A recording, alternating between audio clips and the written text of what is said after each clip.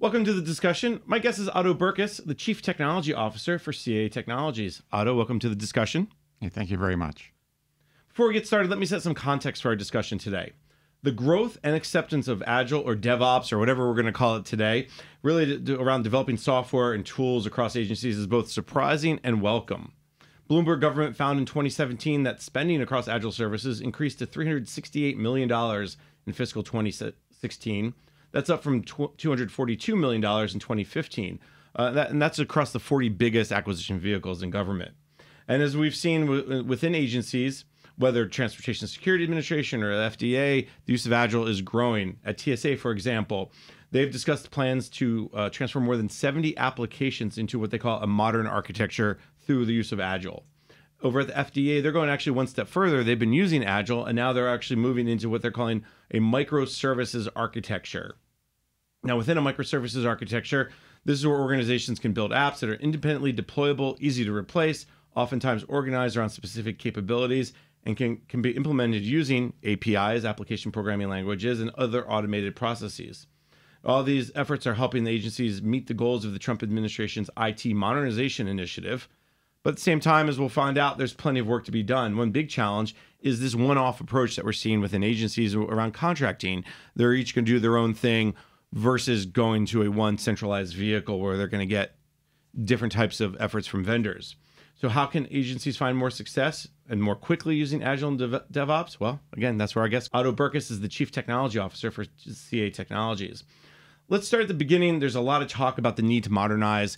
Talk a little bit about how that need is really different than it was 3 years ago, 5 years ago. That's a whole different concept, Otto. It's a very different concept, and the needs today are radically different. Traditionally, technology has been really kind of behind the firewall, focused on optimizing business processes. Today, with digital channels and digital delivery and APIs and ubiquitous connectivity, technology's customers are looking for modern ways to interact with services. And this creates new demands on technology to deliver value faster, with greater, higher quality, and better security as well. So it's really the need for speed that is driving a lot of what we're seeing. We hear this often. Oh, they'd be more like Silicon Valley, the Netflix of the world, right? The eBays, or pick and choose who you want. But really what this comes down to is for agencies to move off of the mainframe, for agencies to move off of client server. It can't just be a lift and shift. It can't just be just throw it in the cloud and be good. There's got to be more of a plan, and that plan has to include this idea of, as you said, speed to delivery. Yeah, there's no magic bullet here, and simply just moving workloads from one technology to another is no guarantee that the end result will be more efficient or any better. So you really have to take a true outcome-based approach and really understand the business value of the investment that you're going to undertake. So, I think it's important not to simply pursue a technology because it happens to be in fashion. You have to really look at the end-to-end system, the architecture of what it is that you're delivering, and ultimately make a value-based determination on where you invest and how you invest. Sometimes this comes down to sequencing. The thing that you might do 2 or 3 years down the road in the evolution of a set of products or services may be very different than the first steps that you take toward modernization. So you mentioned microservices.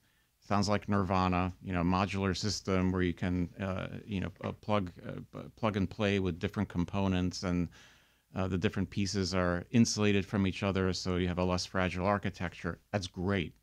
But how do you take, an existing monolithic application and move it to a microservice-based architecture while continuing to add functionality and new features that that architecture's customers are looking for? That's an evolution. It doesn't happen overnight. You have to have a a carefully sequenced approach to that kind of evolution.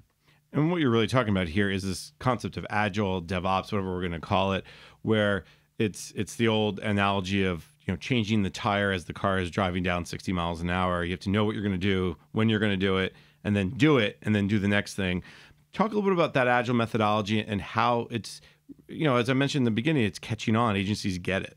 It's catching on for a good reason, because it's a better way to approach software and technology evolution. Really, you didn't like Waterfall? I don't understand why everyone hates Waterfall all of a sudden. It works so well for so long.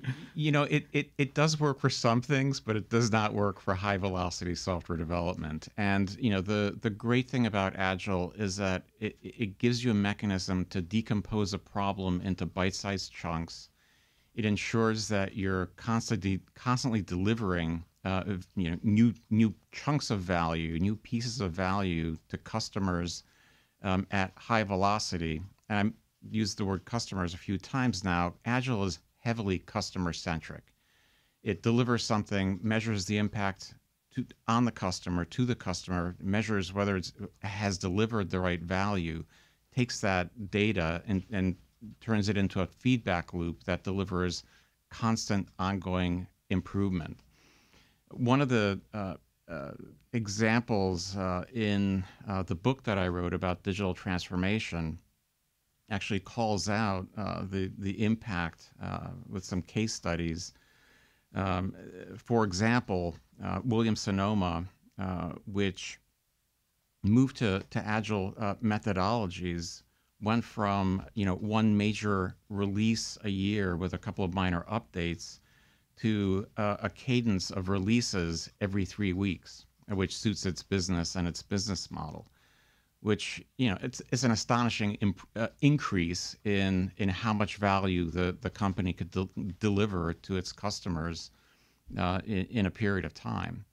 Another example, again in the private sector, is PayPal. So they moved to full-scale agile development across the board, across the entire business. And in the 18 months prior to that agile transformation, they had rolled out 3 new products. In the 6 months after that full-scale adoption, it had rolled out 58 new products and features. I mean, that's an astonishing improvement in efficiency and velocity. Now, the old rule of thumb is, yeah, that's good for private sector, but government can't do that. Government can't move that fast. We're seeing that's not true. Talk, maybe you can, a little bit about what you're seeing generally about your government clients and how they're adopting this agile approach.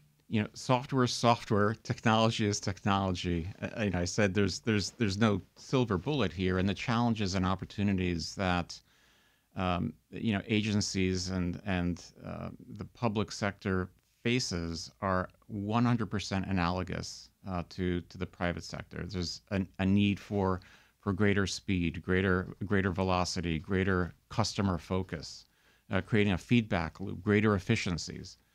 The move to, for example, cloud-based computing. The fundamental trends and approaches in response to them are I see very little distinction between the two. So do you get a sense that while we talk and use the example of Netflix or use the example of PayPal, I think that those your 2 examples of Williams-Sonoma and PayPal are great examples.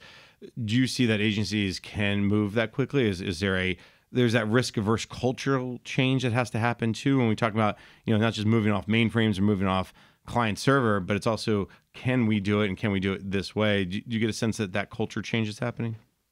The challenge of culture change exists in enterprises in the private sector just as it does in the public sector. People are people. Change is change. It's tough to navigate through. And I'll give you an example from the private sector. We did a couple of studies to measure and analyze some of the changes in the private sector and kind of the evolutionary trends toward a more modern approach to software development.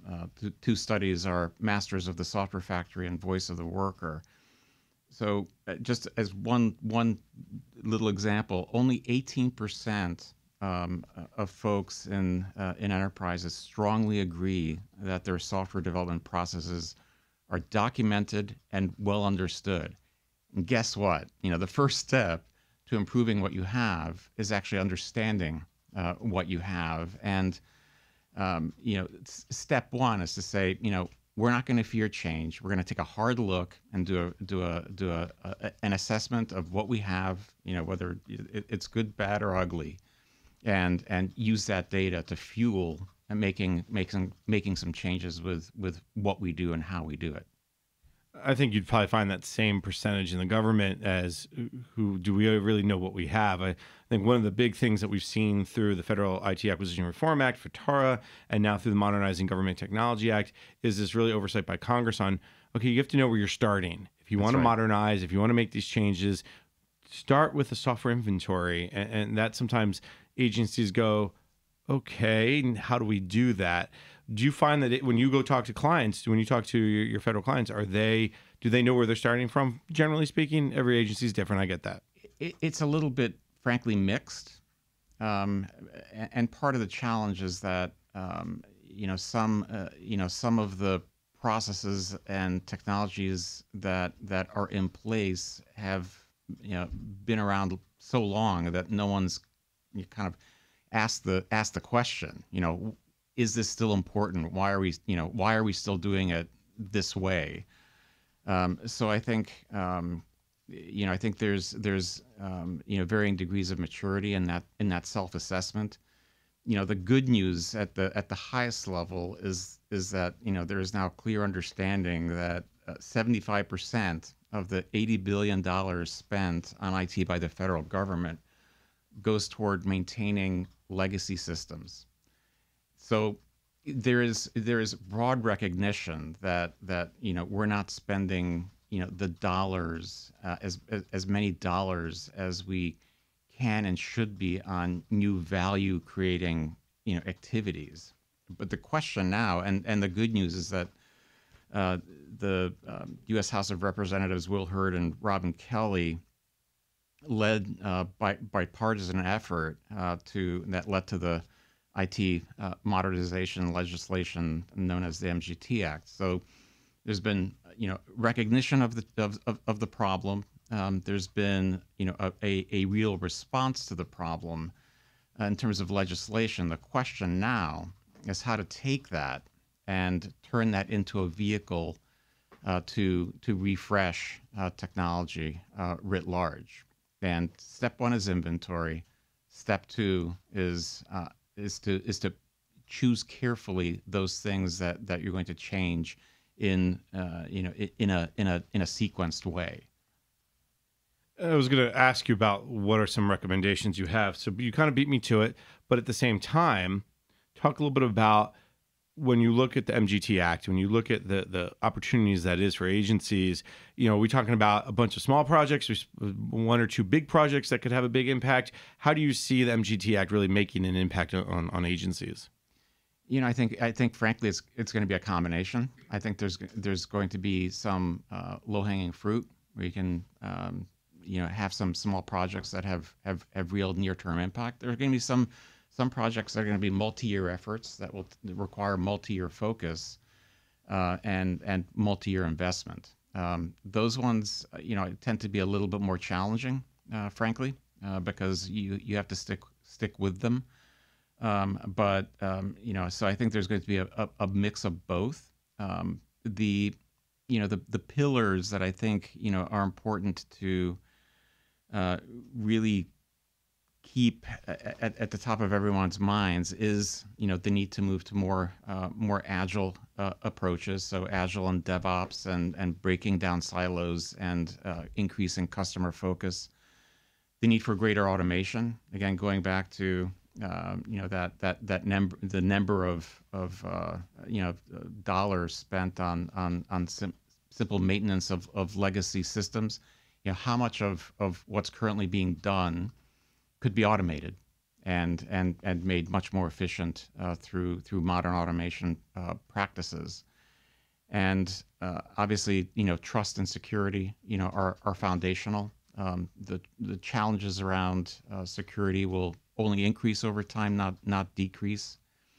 And last but not least, there's a real opportunity moving toward DevOps and Agile approaches to create a feedback loop with the technology that's being produced, to understand the value that's delivering, to understand where improvements could need to be made, and to feed that back into the development process. All right, Otto, you brought up one of my favorite topics when we talk about Agile and DevOps is security. But first, we're going to take a quick break. When we come back, we can start talking about cybersecurity in more detail. You're listening to the discussion Modern Software Factory for Government IT Modernization, sponsored by CA Technologies on federalnewsradio.com and 1500 AM.